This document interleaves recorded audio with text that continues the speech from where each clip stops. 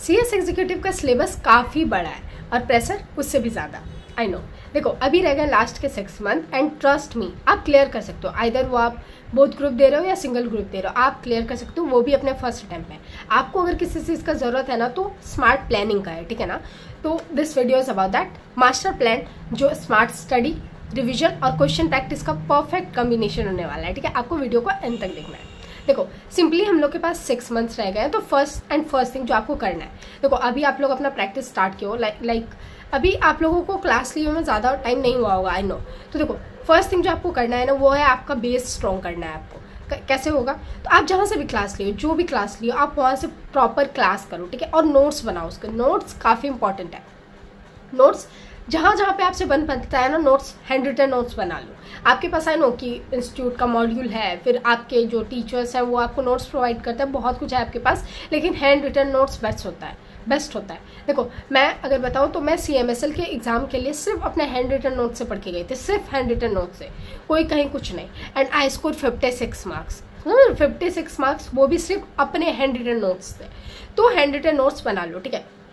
अभी साथ ही साथ बना लो, लास्ट में आपके पास टाइम नहीं रहेगा, तो इसलिए अपना बेस स्ट्रॉन्ग करो, फाउंडेशन अपना जो भी है वो स्ट्रॉन्ग करो। होगा सिर्फ आपको रेगुलर क्लास करना है, अपना कोई बैकलॉग वगैरह मत रखो, रेगुलर क्लास करो, नोट्स बनाओ। और साथ ही साथ जब भी तुम्हारा एक चैप्टर कंप्लीट हो जाता है ना, मैं ऐसा नहीं बोल रही हूँ कि डेली पढ़ो, नहीं, मतलब डेली एक ही चीज़ को रिवाइज करो, वो थोड़ा नहीं हो पाता है, उस पर आप लोग कंसिस्टेंट नहीं रह पाते हो, मैं कोई चीज़ पता है। तो इसलिए जब भी आपका एक चैप्टर कंप्लीट हो जाता है ना, लेक्चर वगैरह करके, नोट्स वोट्स बना के, तो एक बार बस सिंपली गो थ्रू कर लो। ये आपको हर एक चैप्टर में करना है, ठीक है। फर्स्ट 2 मंथ में आपको यही सब कुछ करना है, इसके अलावा कुछ नहीं करना है। फर्स्ट 2 मंथ्स यही करना है, ठीक है।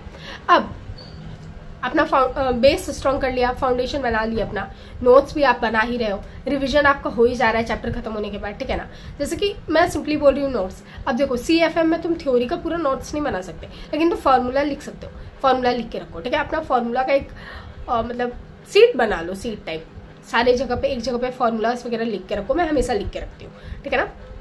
ये आपको करना है, ठीक है। फर्स्ट 2 मंथ में आपको ये करना है। अब बात करते हैं कि 3rd मंथ से हम लोगों को क्या करना है। तो 3rd मंथ से जो आपका जो इम्पोर्टेंट चीज़ है वो आता है क्वेश्चन मॉक टेस्ट, ठीक है ना। मॉक टेस्ट बोल रहे हैं, क्वेश्चन प्रैक्टिस कर लो, जहाँ से आप क्लास लियोगे वहाँ पे आपको मॉक टेस्ट प्रोवाइडेड होता है। अगर नहीं प्रोवाइडेड है कोई बात नहीं, आप क्वेश्चन प्रैक्टिस कर लेना। जो चैप्टर आपका अभी तक हो चुका है उसका टेस्ट दे के देखो, ठीक है ना। उसका रेगुलर टेस्ट देना भी स्टार्ट कर दो, और साथ ही साथ अपने रिविजन को थोड़ा ज़्यादा टाइम देना स्टार्ट कर दो, ठीक है। 2 चीज़ अभी आपको पढ़ाना है, और सिलेबस तो आपका साथ ही साथ में चलता रहेगा, मतलब बेस स्ट्रॉन्ग हो गया, अच्छा खासा आपका पोर्शन कंप्लीट हो चुका होगा 2 मंथ में, नो डाउट।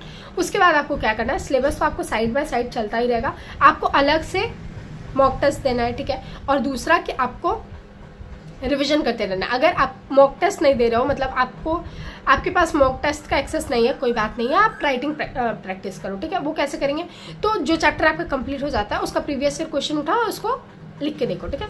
That's it. अभी हो गया ये 3rd मंथ, 4th मंथ में भी आपको ऐसा ही करना है, एंड 4th मंथ तक आपका पूरा सिलेबस कंप्लीट हो जाना चाहिए, ठीक है ना।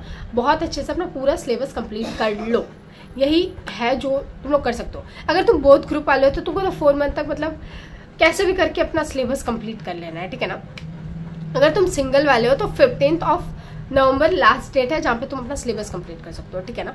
ये सारा कुछ कर लो, एंड उसके बाद जो तुमको करना है वो है लास्ट मंथ 4th मंथ तक पूरा सिलेबस कंप्लीट होगा। 5th और 6th मंथ में तुमको कुछ नहीं करना होता, उसमें जो करना होता है वो है नॉर्मली रिविजन, रिटेंशन, जो भी आप पढ़े हो ना उसको रिटेन करना होता है। और दूसरा कि क्वेश्चन प्रैक्टिस, तभी तो पता चलेगा ना कि तुम कितने पानी में हो।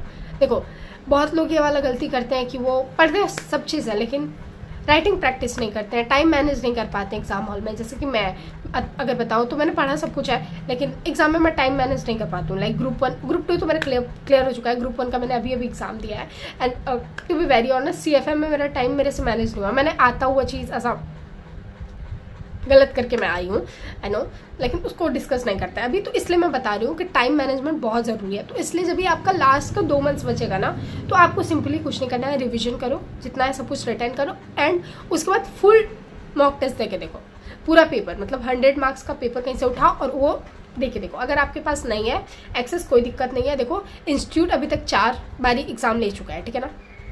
इंस्टीट्यूट का प्रीवियस ईयर क्वेश्चन पेपर उठा, उसको सॉल्व करके देखो। अपना 3 घंटे का टाइमर लगाना। देखो हम लोग को एग्जाम हॉल में 3 आवर्स एंड 15 मिनट्स मिलता है। 15 मिनट्स क्वेश्चन रीड करने के लिए मिलता है, 3 आवर्स सॉल्व करने के लिए मिलता है।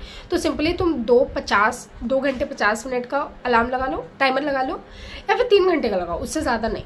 3 घंटे 15 मिनट लेके मत करना, और अपना क्वेश्चन सॉल्व करके देखो, ठीक है ना।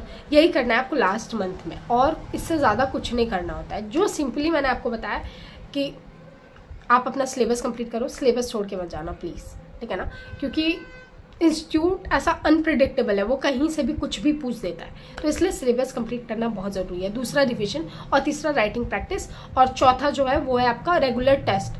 आप टेस्ट नहीं दोगे तो आपको पता ही नहीं चलेगा कि आप कहाँ हो, ठीक है ना, इसलिए टेस्ट देना बहुत ज़रूरी है। That's it. एंड हाँ, मैं एक सेपरेट वीडियो बनाऊंगी जिसमें मैं बताऊंगी कि क्या क्या गलती है जो मैंने किया था जिस वजह से मेरे अटेम्प्ट लगे, ठीक है ना। जो आपको नहीं करना है वो हर चीज़ हम लोग डिस्कस करेंगे, मतलब हर चीज़ जो मेरे को हेल्प करता है, मतलब जिससे हमको हेल्प हुआ था मेरा एग्ज़ाम क्लियर करने में, वो हर चीज़ हम लोग डिस्कस करने वाले हैं। तो उसके लिए सब्सक्राइब कर देना, ओके। चलो बाय बाय।